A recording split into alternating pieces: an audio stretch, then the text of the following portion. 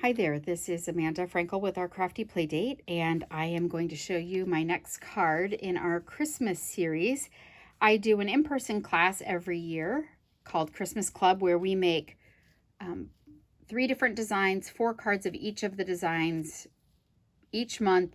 We end up the season before Thanksgiving, and we've made 60 handmade cards ready to send before the craziness starts of the season. So this is what we're making today, and I want to show you how to put it together.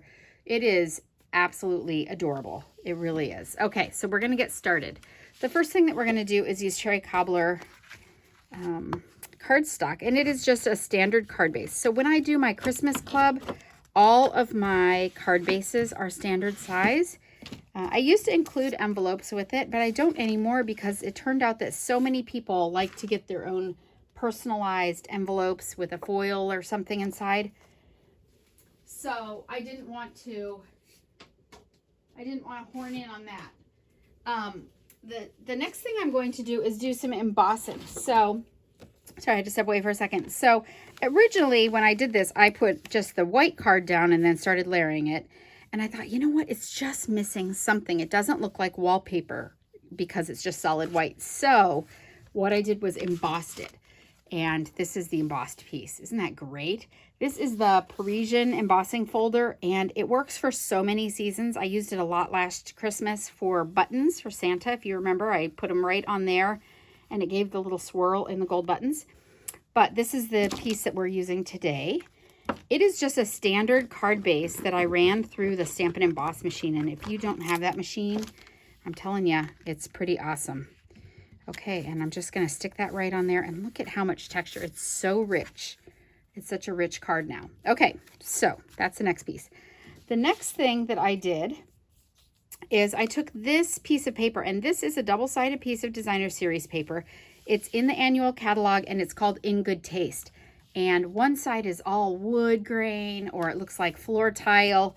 It's awesome. It's great. It works really well for masculine cards as well as pretty much everything else. But I have a friend who stamps on it, and she just does such a great job with it. It looks almost country. I don't know if that makes any sense to anyone but me. Okay, so I'm going to go ahead and put some dimensionals. Actually, you know what I'm going to do? I'm going to use these edges too. Here. There we go. Put some dimensionals on the back of my shelf. I want this to look a little bit like a mantle. So it's going to stick. I want it to stick up just a little bit. So I'm going to stick that. I'm going to kind of eyeball it in the middle. What I don't want to do is put this too, is that straight? Is that kind of straight? I don't want to put it too high up, because if you put it too high up here, it doesn't look like a mantle anymore. It looks like just a thing that's hanging there. Okay, and now I need my little stockings. So the stockings are cut from this paper here, and this is the Tidings of Christmas paper. It's in the Tidings of Christmas suite in the normal annual catalog. So we haven't even touched the holiday catalog yet, and we've already got some cute cards coming out of here. But I cut out the little stockings that are in the die. Well, I should show you again. It's in the dies.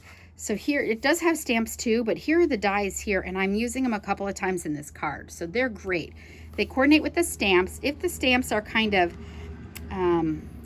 see how that's kind of a cream color and background of the stamp? That means there's a die that coordinates with it. And then these other ones, you could put them in anything. So, all right, so I used the Tidings of Christmas paper, and I cut out these little guys. And then I thought they needed just a little bit more. So what I did is I went to my scraps, and I'm sure you have some scrap ribbon, but this would be super cute with baker's twine too. And I just made a little loop like this and cut it. So I just need 3 of those. I need a little loop on each of my stockings, because without the little loop, they don't, how are they connected? How are your stockings hanging there? Okay, so I made these little loops, and then I just used handy dandy Scotch tape because it is so helpful in a situation like this. You could use a glue dot over the top of it or something like that. That would be fine, but I liked it with this.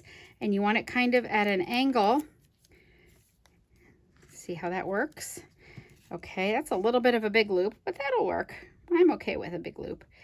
The only thing that you want to think about when you go to tape the second one on is you want it to be kind of the same size as your first one. So my middle one would be this one. That's way too big. That looks pretty good. I'm going to put it in a little angle. Put that on there. And I'm just laying these here for now, as you can see. That's a little too much of an angle. Oh, I'm such a perfectionist. You guys know that about me, right? All right, let's see. Third one here. Little loop. Tape it on my stocking. Does that look about right? A little smaller. Okay. Little Scotch tape. All right. So in another Christmas card, I did this, and I'm not sure if that was before this or if it's a video that comes later, but when you go to put these on, if you start at one end and work your way across, you will inevitably end up crowding them and have a big gap here, or you will, put them too close together or put them too far apart and then be crowded at the end. So the best thing to do is put the two ends on first. The way that I'm going to put this end on is a little bit trickier. I want a little bit of liquid glue at the top, and then I want a little, and it can be a normal size. It doesn't have to be the teeny tiny, but a little dimensional down here. The glue is going to hold it up on the shelf. The dimensional is going to hold it at the bottom. That way it hangs off of the paper as much as the shelf does. So it really looks like it's connected to the shelf. And I'm going to put this last one here. Okay, I'm going to put that last one right about there.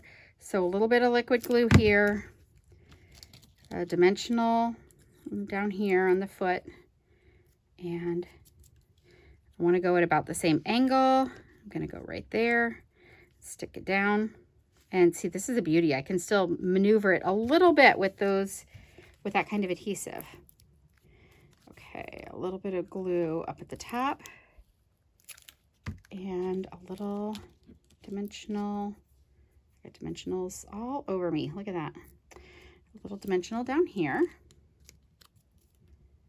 I'm not sure what's going on with that guy sticking on me. All right, and then I can center here by just eyeballing it.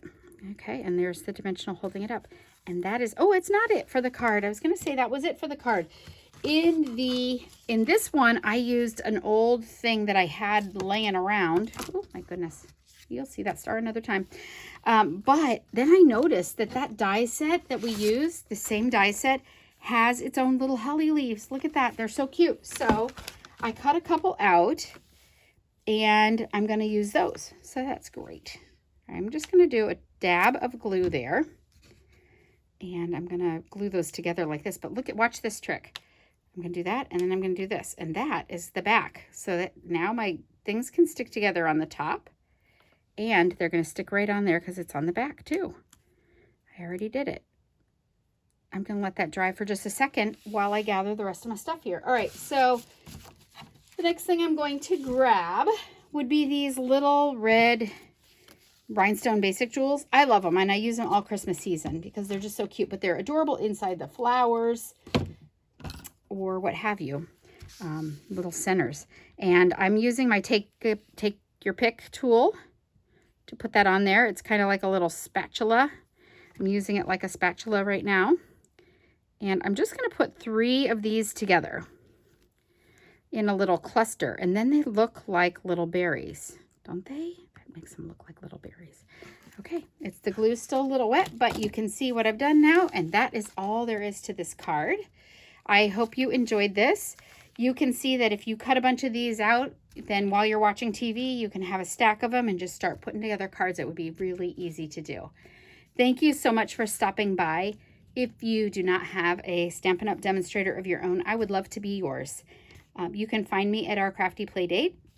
All of my information is below, including everything that I used in this card will be listed in the description with a link. So you can just click on it and get right to the store and get it started for your order. Thank you so much for stopping by. Have a great day. Bye-bye.